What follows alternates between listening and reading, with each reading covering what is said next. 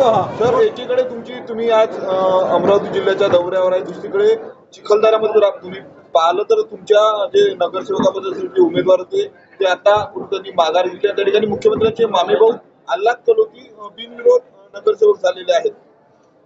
जो माणूस ज्या गावात राहत नाही, वाडवडिलांपासून दुसऱ्या गावात राहतो, ते तिथे जातात काय, तिथे उभे राहतात काय, दडपशाही करून आणि दबाव आणून ते त्या ठिकाणी उमेदवाराचे विड्रॉल घेतात काय, हे एकंदरीत जे आहे हे मतचोरीचा हा दुसरा भाग आहे. आता उमेदवार चोरी यांनी सुरू केलेली आहे. त्यामुळे फ्री अँड फेअर इलेक्शन महाराष्ट्रात होत नाही.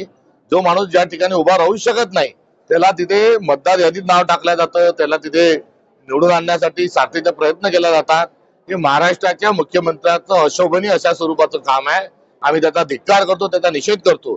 मुख्यमंत्र्याचे एक मामे भाऊ धर्मदा आयुक्त आहेत, ते तिथे जैन बोर्डिंग सारख्या जमिनी विकतात आहे, तर दुसऱ्या मामे भावांना आता चिखलदऱ्यामध्ये जमिनी खरेदी करण्याकरता आता नगराध्यक्ष पदाचा नगरसेवक बनवण्याचा जो घाट घातला आहे, हा संपूर्ण महाराष्ट्रामध्ये मुख्यमंत्र्यांची गुंडेशाही आहे आणि गुंडेशाही महाराष्ट्र खपवून घेणार नाही, हा इशाराही या निमित्ताने आम्ही त्यांना देत आहोत. काँग्रेसच्या उमेदवारांनी त्या ठिकाणी माघार घेतली. बरोबर, निश्चित आहे. हे काँग्रेसच्या उमेदवारांनी माघार घेतली या संदर्भामध्ये आपण लक्ष वेधताय, हे सत्य आहे. मात्र धमक्या दिल्या जातात आहे, किडनॅप केल्या जात आहे, आमिष दाखवल्या जातात आहे आणि दडपशाही आणल्या जात आहे. आज काँग्रेसचा असेल, उद्या सामान्य माणसाच्या घरामध्ये शिरण्याकरता हे मागे पुढे पाहणार नाही. त्यामुळे लोकशाहीची थट्टा ही यांनी लावलेली आहे आणि मुख्यमंत्री महाराष्ट्रात हुकुमशाही आणून पाहत आहेत.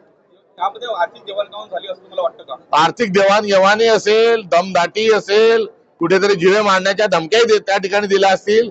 थेट गृहमंत्री अर्थात मुख्यमंत्री हे या सर्व कटाचे मुख्य सूत्रधार आहे. मुख्य आका या चिखलदरा प्रकरणातले देवेंद्र फडणवीस आहेत. काँग्रेसच्या उमेदवारांनी माघार घेतल्याने मुख्यमंत्र्यांच्या मामे भावाची निवडणूक जी आहे ती अविरोध झालेली आहे. काय तुमची प्रतिक्रिया आहे?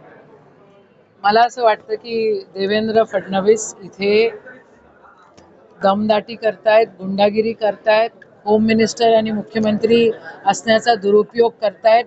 त्या लोकांना धमक्या दिल्या, 7 की 8 फॉर्म्स होते, ते सगळ्या लोकांना पैसे दिले आणि धमक्या दिल्या आणि त्यांना विड्रॉल करायला लावले. यांचं पूर्ण लक्ष तिथल्या जमिनीवर आहे आणि ते लोक तिथे पूर्णपणे दुरुपयोग करून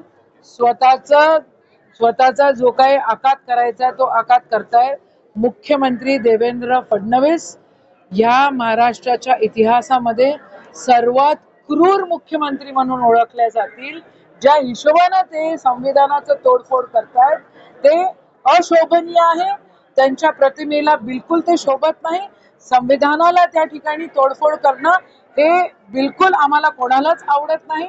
आणि फेअर इलेक्शन्स आपण म्हणतो आणि दमदाटी करतो, याचं जिवंत उदाहरण आता तुम्हाला चिखलदऱ्यामध्ये दिसतंय. त्यांना भीती होती का त्यांचा बंधू कदाचित त्या ठिकाणी निवडून आला असता?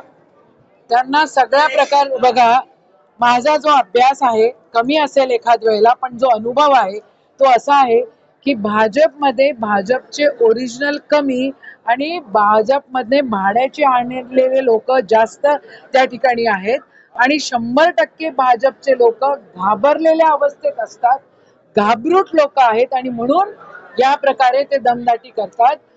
इथं कलोती 100% पडले असते तर मुख्यमंत्र्याच्या प्रतिमेला डाग लागला असता आणि म्हणून दमदाटी, म्हणून दादागिरी, म्हणून ब्लॅकमेलिंग आणि पैशाचा उपयोग सामदाम दंडभेद करून त्यांनी ते विड्रॉल घेतलेले आहे. रवी राणा यांनी मध्यस्थी केली आहे, मंत्र्यांनी रवी राणा यांना शुभेच्छा सुद्धा दिलेल्या आहेत. आहे की भाजप रवी राणाच्या आणि नवनीत राणाच्या खुट्याला त्यांनी बांधून ठेवलेली आहे.